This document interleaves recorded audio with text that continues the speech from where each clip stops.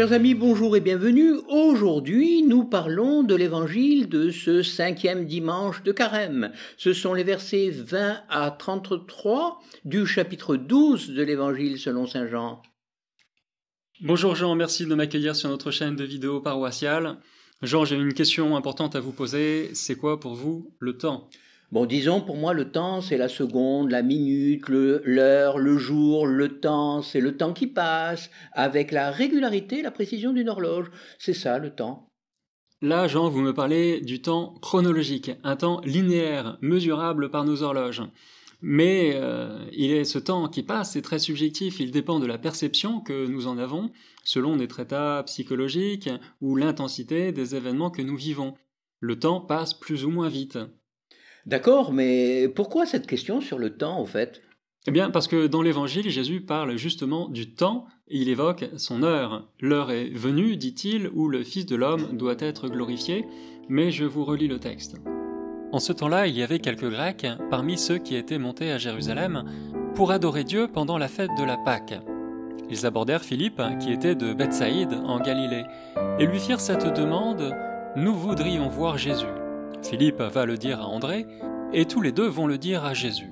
Alors Jésus leur déclare « L'heure est venue où le Fils de l'homme doit être glorifié. » Amen, amen, je vous le dis, si le grain de blé tombé en terre ne meurt pas, il reste seul, mais s'il meurt, il porte beaucoup de fruits.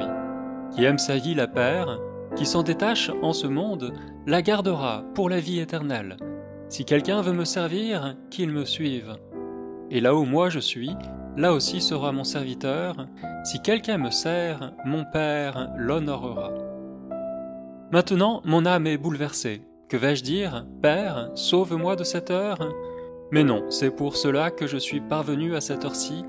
Père, glorifie ton nom. Alors du ciel vint une voix qui disait « Je l'ai glorifié, et je le glorifierai encore. » En l'entendant, la foule qui se tenait là disait que c'était un coup de tonnerre. D'autres disaient « C'est un ange qui lui a parlé. » Mais Jésus leur répondit « Ce n'est pas pour moi qu'il y a eu cette voix, mais pour vous. Maintenant a lieu le jugement de ce monde. Maintenant le prince de ce monde va être jeté dehors. Et moi, quand j'aurai été élevé de terre, j'attirerai à moi tous les hommes. » Il signifiait par là de quel genre de mort il allait mourir. Le mot « heure » dans l'Évangile selon saint Jean est utilisé à plusieurs reprises, dans un autre sens que chronologique. Jusqu'au chapitre 12, Jésus rappelle que son heure n'est pas encore arrivée. Rappelez-vous, aux noces de Cana, Marie demande à Jésus d'intervenir, et Jésus lui répond que ça ne dépend que de la volonté du Père. « Mon heure, dit-il, n'est pas encore arrivée. » Plus tard, Jésus et ses disciples se rendent à Jérusalem pour la fête des Tentes. On cherchait à l'arrêter, écrit Jean, mais personne ne mit la main sur lui parce que son heure n'était pas encore venue. Alors, si je comprends bien, Jésus, dans les premiers chapitres de l'Évangile, parle d'un moment qui n'est pas encore arrivé. L'heure de Jésus, son heure, comme il le dit à plusieurs reprises, sera un moment décisif, la raison même de sa venue parmi nous, un temps qu'il ne peut pas faire advenir par lui-même, et ce moment s'imposera à lui. Et on peut dire aussi de cette heure qu'elle est imminente dans l'Évangile. Et quand elle surviendra, elle marquera un changement radical. Il y aura un avant et un après. À la Samaritaine, par exemple, Jésus dit « Femme, crois-moi, l'heure vient où vous n'irez plus ni sur cette montagne, ni à Jérusalem pour adorer. L'heure vient, et c'est maintenant, où les vrais adorateurs adoreront le Père en esprit et en vérité. Tels sont les adorateurs que recherche le Père. » Je crois que c'est dans notre passage de l'Évangile que l'énigme est enfin levée, parce que l'heure est venue. Jésus dit lui-même « L'heure est venue où le Fils de l'homme doit être glorifié. » Pour préciser, il faut noter que les mots en grec sont différents pour distinguer le temps chronologique de l'heure dont il est question ici dans l'Évangile. Il y a le chronos et le kairos. Bon, le temps chrono, je vois ce que c'est, le temps chronologique, mesurable, linéaire, quantifiable. Je peux dire le temps, par exemple, que j'ai passé à faire cette vidéo cette semaine. Mais que peut-on dire sur le temps kairos ? Le temps kairos est un temps plus métaphysique. C'est le point de basculement décisif, avec une notion d'avant et d'après, où quelque chose de vraiment spécial va arriver. Vous avez un exemple ? Alors pour que ça soit plus clair, est-ce que vous vous êtes déjà dit, Jean, maintenant c'est le bon moment pour agir, sans que cette décision ne soit finalement dans la suite logique d'un raisonnement de votre part? Après coup, vous avez vu que c'était une bonne idée, tout à fait raisonnable. Mais vous ne seriez peut-être jamais parvenu à prendre cette décision si cette idée ne s'était pas imposée à vous comme de l'extérieur. Vous vous êtes senti poussé à poser un acte qui a déterminé votre avenir pendant longtemps. C'était le moment favorable, le kairos, et vous avez foncé. Il y avait dans l'air une certaine densité, un poids, une certaine gravité pesait sur vous, les planètes étaient certainement dans le bon alignement, bref, c'était le moment pour vous lancer. Voilà ce qu'est le kairos. On n'a rien d'équivalent en français, mais pour s'en rapprocher, on pourrait dire que c'est effectivement le temps favorable. Vous parlez de l'heure favorable. Comment se fait-il alors que Jésus demande à être délivré de cette heure? Elle n'a pas l'air si favorable que ça, cette heure. Je cite, « Maintenant mon âme est bouleversée. Que vais-je dire? Père, sauve-moi de cette heure ?» Mais non, c'est pour cela que je suis parvenu à cette heure-ci. Père, glorifie ton nom. Le kairos peut rencontrer des obstacles en nous selon la situation dans laquelle nous nous trouvons. Nous avions peut-être prévu autre chose, nous avions un agenda bien rempli, nous étions engagés sur un autre chemin, en route pour une success story sans précédent dans la paroisse Saint-Ginier, dans un enchevêtrement de relations, et il a fallu tout quitter. Il faut renoncer à ses projets, parfois, pour aller vers l'inconnu sans savoir tout ce qui nous attend. On se met en chemin, on comprendra plus tard. Notre cœur a ses raisons, comme dit le poète, que la raison ignore. Je commence à comprendre ce que vous voulez dire. L'histoire sainte, finalement, a commencé avec un moment similaire. Abraham a eu une intuition profonde. Il devait partir, je cite, « Quitte ton pays, ta parenté et la maison de ton père et va vers le pays que je te montrerai. » Et parce que ce jour n'était pas fait comme les autres, il a obéi à cette injonction et il s'est mis en route. Pour lui aussi, c'était le moment favorable, le Kairos. Mais revenons à Jésus, si vous le voulez bien. Pour ce qui est de Jésus, le moment est décisif et douloureux dans le passage que nous venons de lire, parce qu'il s'agit de consentir à se faire arrêter, humilier, crucifier, et l'issue, il la connaît, c'est la mort sur la croix, dans des circonstances absolument effroyables. Chez Matthieu, Marc et Luc, ce basculement s'opère au moment de Gethsémani, juste après le repas de la dernière scène, le soir du jeudi saint. Mais chez Saint Jean, c'est ici, dans le passage que nous venons de lire, l'heure est venue où le Fils de l'homme doit être glorifié. Alors vous noterez l'extrême pudeur avec laquelle Jean évoque les souffrances intérieures de Jésus. Jean passe sous silence la scène de Gethsémani, les larmes qui coulent sur son visage, l'ange qui vient le réconforter, il dit simplement « Oui, je cite, « Maintenant mon âme est bouleversée, que vais-je dire? Père, sauve-moi de cette heure ?» Jésus a déjà annoncé sa passion. Il sait ce qu'il attend en montant à Jérusalem avec ses disciples. Alors, que se passe-t-il? Pourquoi Jésus est-il si bouleversé? Si Jésus est si bouleversé, c'est parce que ici il dit vraiment oui, et il va prendre quelques décisions qui vont précipiter les événements.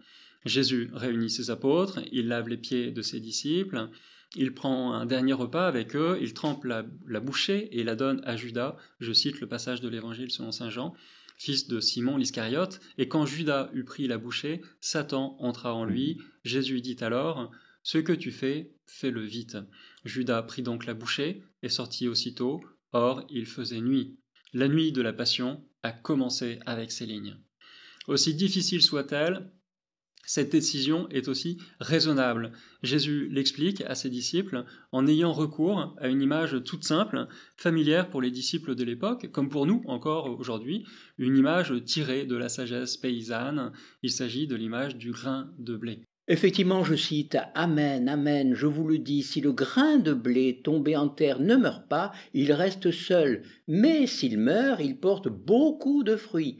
Qui aime sa vie, la perd, qui s'en détache en ce monde, la gardera pour la vie éternelle. » Je vois, pour que le grain de blé puisse germer, donner une tige, un épi, du grain en abondance, il faut qu'il accepte de mourir à lui-même en quelque sorte. Et oui, pas de bonheur ni de fécondité sans amour, pas d'amour sans don de soi, pas de don de soi sans sacrifice. La mort de Jésus est un chemin de glorification pour lui et pour le Père, et pour tout homme, la croix est aussi un chemin de salut. Notre minute cinéma en lien avec le passage de l'Évangile que nous étudions aujourd'hui? Oui, je voudrais revenir sur le Kairos de Jésus, cette heure décisive, ce moment précis où le récit de l'Évangile bascule dans la Passion. Et Jésus appelle le Père à son secours. « Père, sauve-moi de cette heure !» Le cri vient du plus profond de son être de chair, mais Jésus va se raviser immédiatement. L'angoisse éprouvée par sa volonté humaine est aussitôt illuminée par son attachement inconditionnel à la volonté divine. C'est pour cela que je suis parvenu à cette heure-ci, dit-il. Père, glorifie ton nom. Est-ce que vous avez vu ce film très intéressant, La dernière tentation du Christ?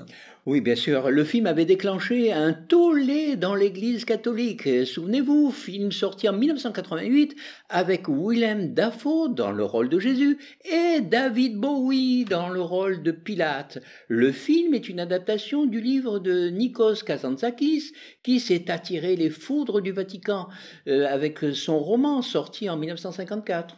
Maintenant, on peut dire qu'on en a vu d'autres dans le cinéma. Et puis, il y a eu également, tout récemment, la publication des écrits de Mère Teresa. On a découvert son désarroi, ses épreuves, l'obscurité dans laquelle elle a été plongée pendant presque toute sa vie. Et ça nous permet de revoir le film, et en particulier cette scène de Gethsémani, avec plus de recul.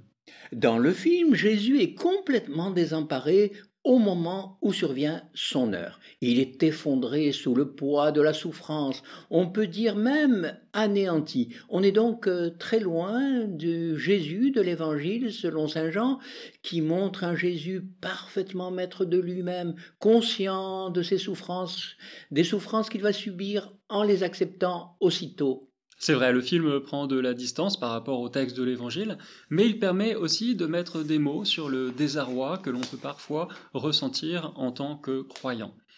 Alors pour conclure, je citerai juste la prière de Jésus dans le film de Scorsese, qui est très librement inspiré, bien sûr, de cette scène de Gethsémani dans l'Évangile.